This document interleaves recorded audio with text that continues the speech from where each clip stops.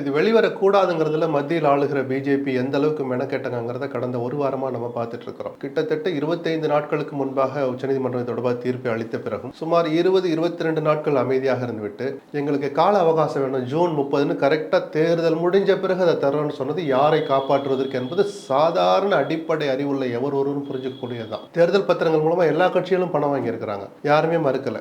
ஆனால் அந்த விவரங்கள் வெளியில் வந்துடக்கூடாதுன்னு பதட்டப்படுற ஒரே கட்சி பிஜேபி தான். இது தொடர்பான சட்ட திருத்தம் வந்த போதே ஜனநாயகத்தின் மீது நம்பிக்கை உள்ள பல பேரும் அதை கடுமையாக விமர்சிச்சாங்க. ஒரு நிறுவனம் தான் சம்பாதிக்கிற பணத்தில் அதில் வருவாய் ஈட்டி தனக்கென வருமானம் வந்ததில் குறிப்பிட்ட சதவீதத்தை ஒரு தேர்தல் நிதியாக கொடுக்கலாங்கிற விதியை திருத்தி ஒரு நிறுவனம் எவ்வளவு வேணாலும் நிதி கொடுக்கலான்னு விதியை திருத்தினதே யோக்கியமற்ற செயல். அது நேர்மை ஒரு துளி கூட இல்லை. அதில் உங்களுடைய நிறுவனம் இந்தியாவில் இருந்தால் அவருடைய கிளை நிறுவனம் வெளிநாட்டில் இருந்தால் அங்கிருந்தும் பணம் அனுப்பலாம், வெளிநாட்டு நிறுவனத்துடைய கிளை நிறுவனம் இந்தியாவில் இருந்தால் இங்கிருந்தும் பணம் அனுப்பலாம். அவங்க இப்படி எப்படியெல்லாம் இந்த பணத்தை கொள்ளையடிக்க முடியுமோ அத்தனைக்கு வழிவகுத்து